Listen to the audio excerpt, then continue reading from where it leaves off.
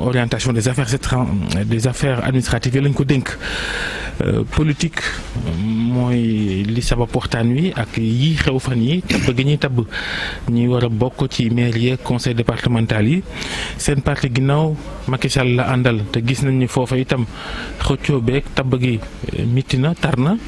yéen fu ngeen ci féete ndax la ngeen di séentu ciw cër ci tabb googu am ngeen ko amagu leen ko.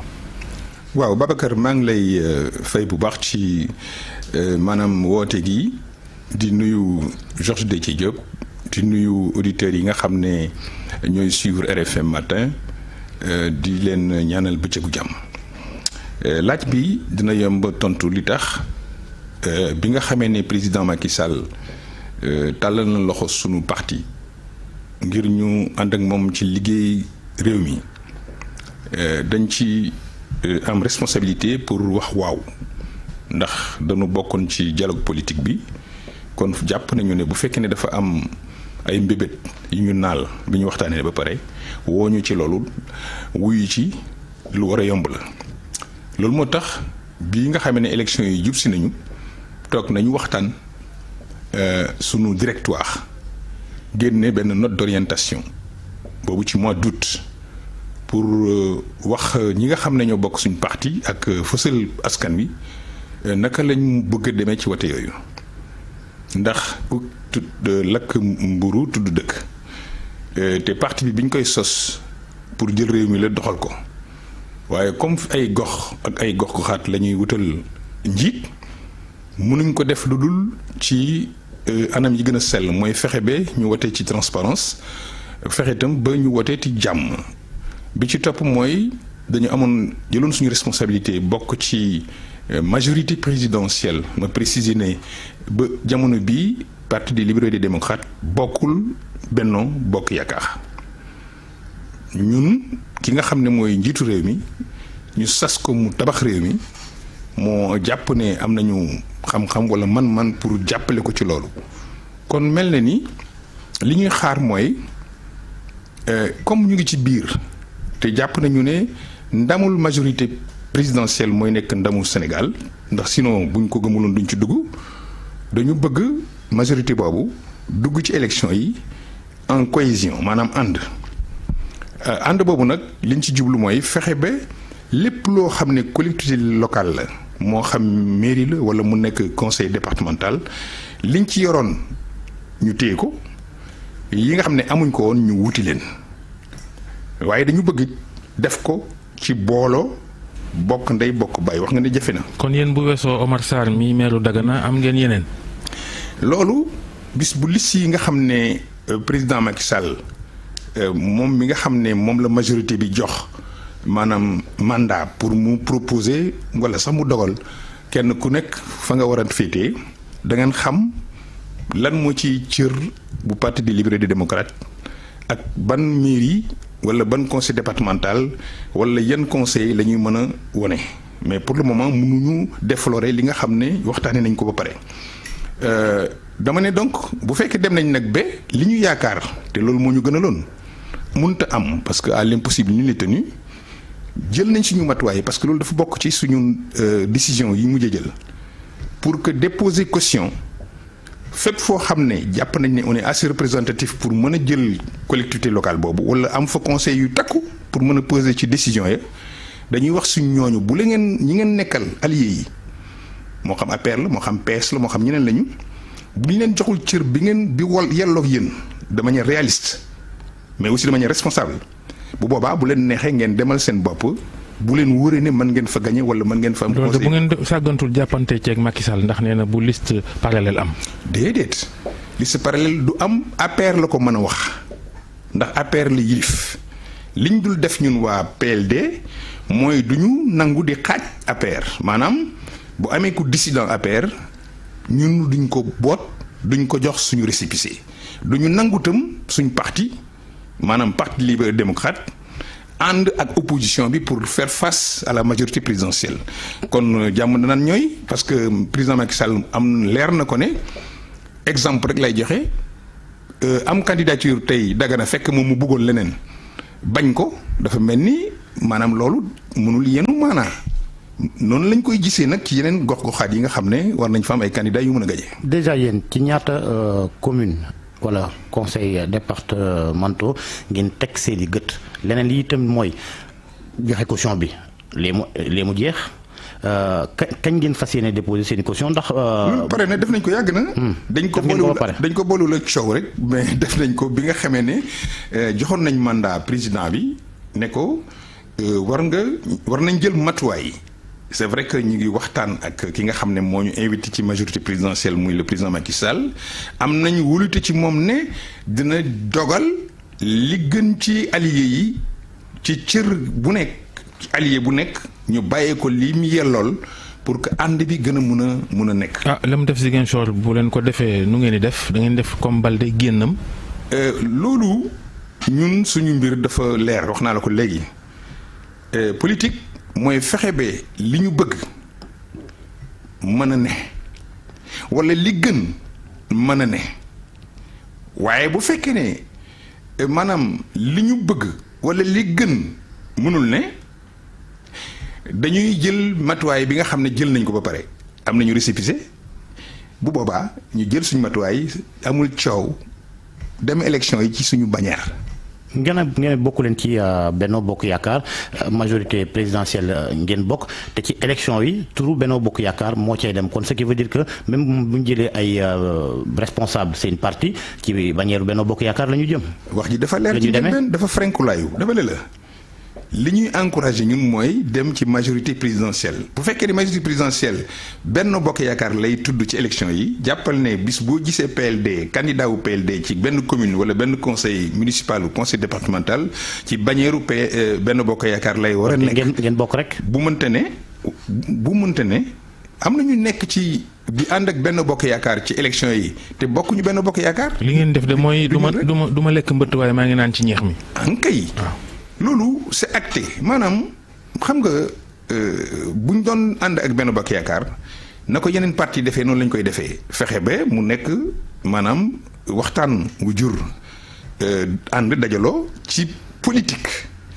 ñun dañu ànd dajaloo ak président Macky Sall ci liggéeyal réew mi bu fekkee ni politique la dañu garder suñu autonomie ba heure bi ma wax ak yéen. moom kay seen ànd gi ak Macky Sall nag Babacar Gueye buñ ci taxawee. bu weesoo poste ministère bi mu jox Omar Sarr la ca des yëpp daal yéeme na ciw cër ci yorinu réew mi. waaw xam nga man enfin wala ñun boog pour parler au plus précis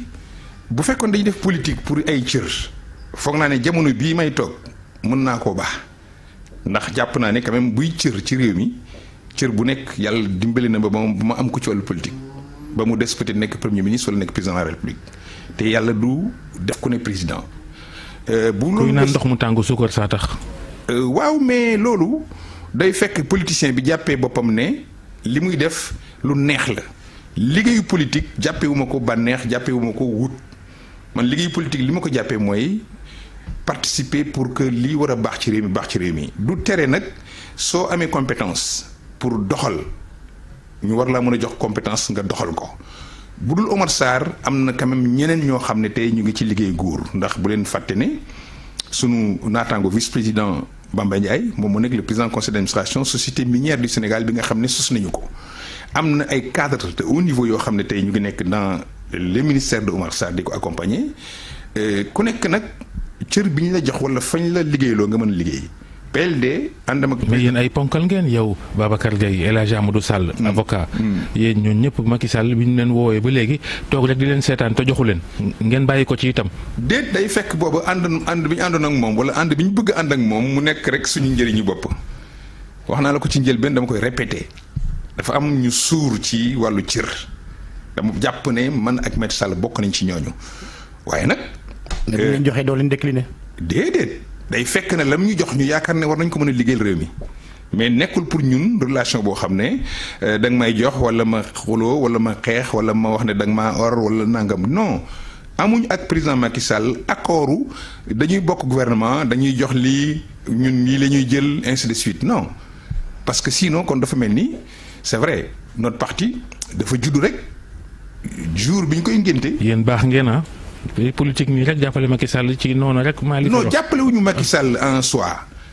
dañuy jaaree ci président Macky Sall ànd bi ñu ànd ak moom pour jàppale li war a liggéey réew mi il faut ngeen jàppee ko noonu et puis politiciens yi wala les hommes politiques am na quand même cër bu ñu leen war a may bu dul rek jàpp ne kuy def politique rek da ngay sa intérêt personnel waxuma ne bëriwu ci li tax ñu sip yenn doxalin ci politique mooy loolu maanaam ñoom ñëpp a yem kenn ku nekk sa intérêt da ngay dawal may leen cër ñenn ñi nga xam ne gàpp nañ ne mënuñ def politique te fekk na du nekk maanaam rien que pour loolu parce que nag du liggéey pour man bu dul fexe ba jëlee si réew ci point A yóbbu ko ci point B loolu nag ñëpp mënuñ ko d'abord da nga koy compétent bu mun ko deuxièmement da ngay am gëm-gëm ba troisièmement da ngay mën a doylu bu fekkee ne dem naa ba politique nekk rek pour man option wu am mais foog naa ne waroon naa ko bàyyi depuis très longtemps ndax lu bëree bëri buy fekkee ut la rek yaakaar naa am naa ko de nekk naa fi député nekk naa fi ministre d'État jege naa président de la République nekk ci wetam di ko xelal ci lu wàllu bëri 2012 bi mu génnee nguur ak léegi gisu leen ma benn yoon foo xam ne nii ak pal wékk nañu ma ko bu ñuy investir sax ñàkkul du ma ci boole mais dafa tax est-ce que ngeen dégg ma loolu du sama cër. bu ñu delluwaatee ci local yi stratégie bi Macky Sall jël comme nee na moom mooy siiwal liste yi di ko bennal est-ce que gënul woon mu fësalandoo yëpp est-ce que lii nii dafa bëgg a duut ñeneen ñi. bokkee ci ñi mu àndal. xam nga politique. ndax bu xaaree ba le 3 de caution bi fekk ne weesu na. déedéet politique c'est comme on le dit c'est l'art de rendre possible ce qui est nécessaire ou souhaitable. am na loo xam ne ni nga koy defee mën na jur problème am na sa méthode ak say tactique kenn ku nekk yaa ko xam président Macky Sall jàpp na ne peut-être approche bi mu am mooy recevoir ay responsables di waxtaan ak ñoom ba buñ juboo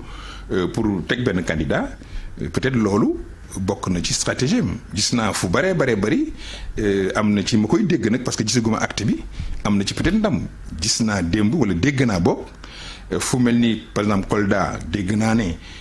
am na Bibi la ñuy bëgg le ministre ancien ministre Bibi Baldé la ñuy proposé te ni ma ko déggee gum pour l'instant gisuma ni Moussa Baldé ni Diao diingat loolu. lu mel noonu waaye Ziguinchor moom yéeme na. waaye Ziguinchor boo ko seetee mooy li président daf ko def ci biir partem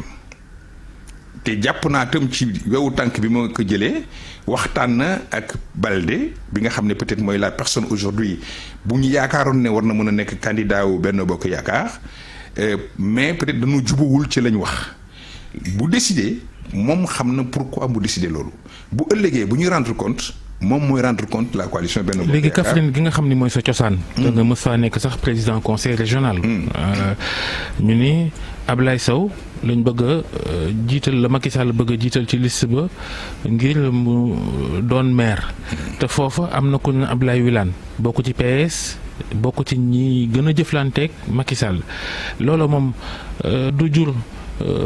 xiiroom foofa est-ce que jaadu na itam ñu teggi Wilane teg Ablaye Sow. du ma apprécier li jaadu ak li jaaduwul damay xam rek ne xiiroo daal ci lañ nekkoon waaye démb kàddu yi ma dégg mu jógee ci Abdoulaye Wilane mel na ni xiiroo jeex na ndax ku daan wax mu dëgër ci bu amul cëram buñ demee ba ñu jàpp ne ci li ma for ci wewu tànk parce que dama ko jëlee ci émission que moom dafa nar a nekk conseil départemental et que moo nar a nekk directeur campagne sax xam naa sama jarbaat Abdoulaye Sow loolu kon dafa mel ni Wilane bu fekkee ne président moo dogalee noonu dogal boobu soofu ko loolu nag seen cuisine interne la du ma def lu dul souhaiter leen bon vent pour que ñoom kenn ku ci nekk la nga yaakaar pour intérêt Kaffrine yàlla mën ko def. yéen PLD foo leen fas yéene féetewu ci wàll woowu ca Kaffrine wa nga xam ne fa nga dëkk. waaw sur Déthié man 2009 laa bàyyi nekk candidat élection ca Kaffrine mas nga toog fii ma sànq ko wax te la amatuma di bokk ci ay compétition yi nga xam ne c'est des compétitions locales plusieurs raisons Kaffrine jox na ma cër bu ne ci wàllu politique ndax cër yi nga war a am Kaffrine yëpp ci politique yaakaar naa am naa ko ba mu des maire Kaffrine te maire Kaffrine sama mag moo ko nekkoon xam nga xëccoog sa mag nag cër bi nga xam ne politique moo ko jox te yow politique jox la cëru député cëru ministre président de région loolu ñàkk xel la. ànd ak moom fii xëccoog moom fële rek. waaw loolu man bokkul ci samay cër ndax man en politique entre l'amitié politique ak l'honneur de la famille mon cœur ne balance pas je ne peux pas tricher avec ça. Kaffrine tey samay jarbaat ñoom Abdoulaye Sidi Sow sama doom bàyyi Cheikh Gueye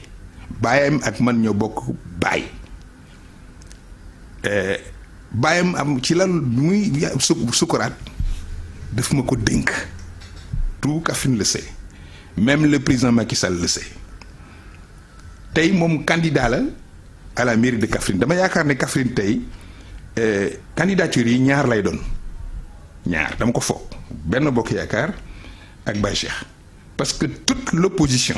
je dis bien toute l'opposition Yewwi Wallu Gëm Sa Bopp société civile ñëpp moom la ñu investir pour mu nekk seen candidat. kon tar na dina tar ci du yomb ci benn bokk yaakaar mais fu ñuy daanelee ginnaaw waxtu bi jeex na pour finir question boobu parce que c'est important.